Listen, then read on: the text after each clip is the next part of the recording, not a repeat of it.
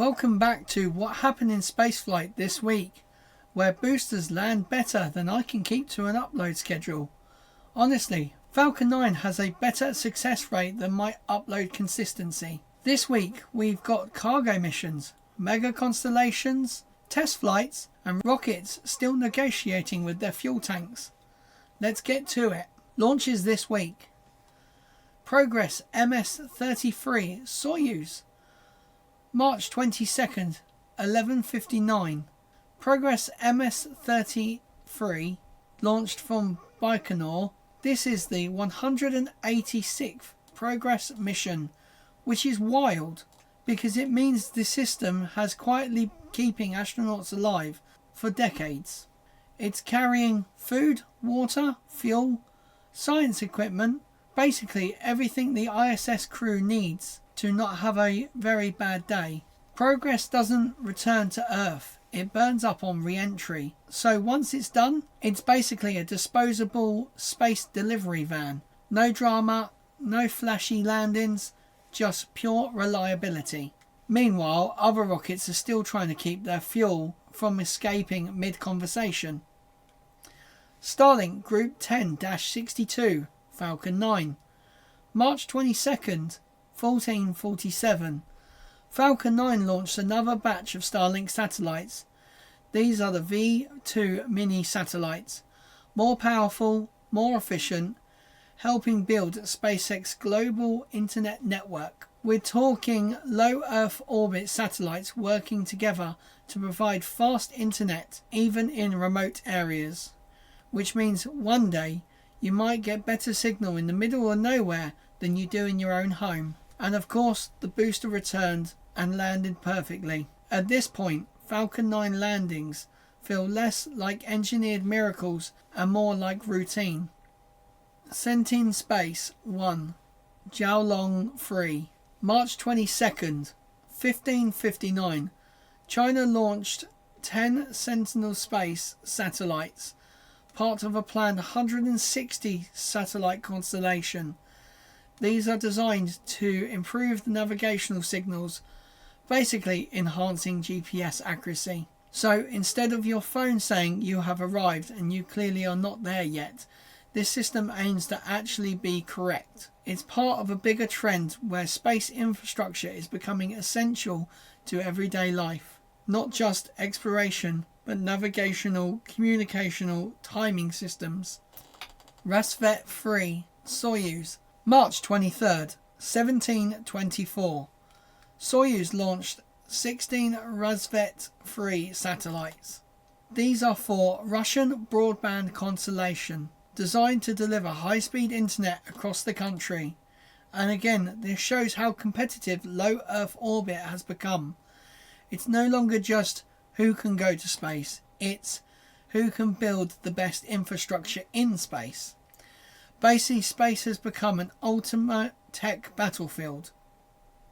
SuperView Neo Long March 2D. March 25th, 22:51.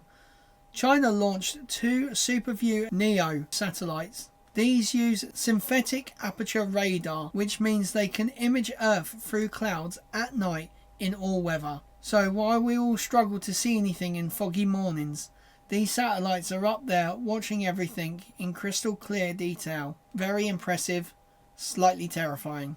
Starlink Group 17-17, Falcon 9. March 26th, 23:03. Falcon 9. Again. More Starlink satellites, this time from California.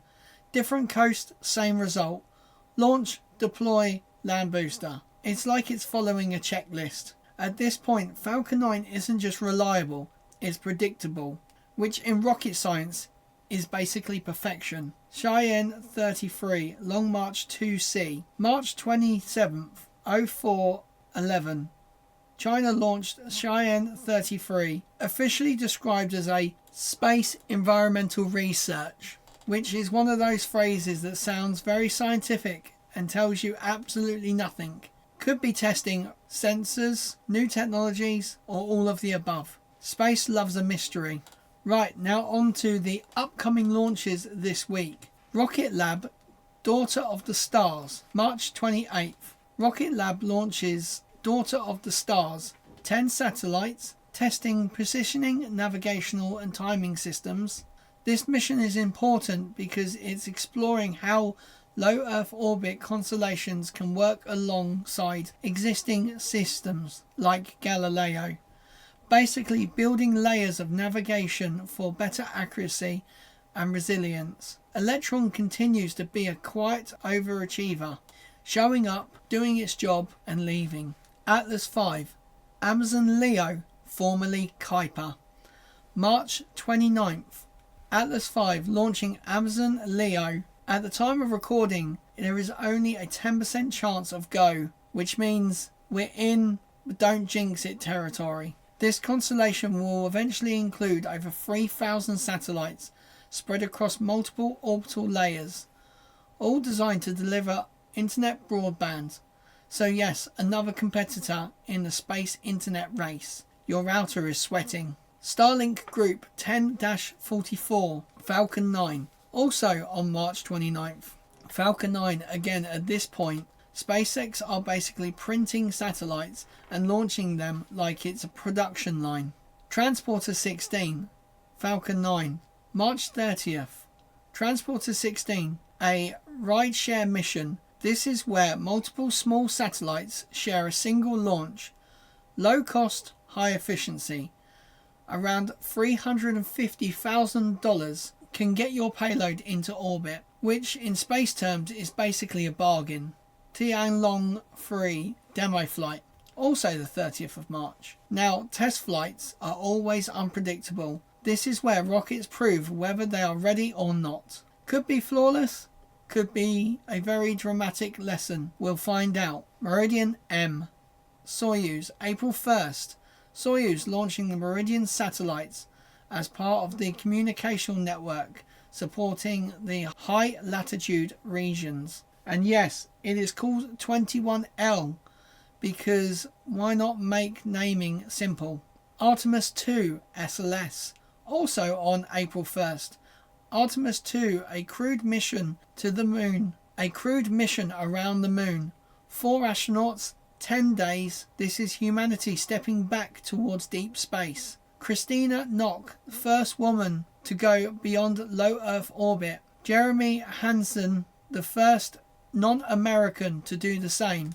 Huge moment, but SLS, let's just say it's had some complications with its helium. Leaks, scrubs, delays. If rockets had relationship statuses, SLS would be it's complicated. Soyuz 5 demo flight. April 2nd, first flight of Soyuz 5. New rocket, new system. Also first launch from this site since 2017. No pressure at all.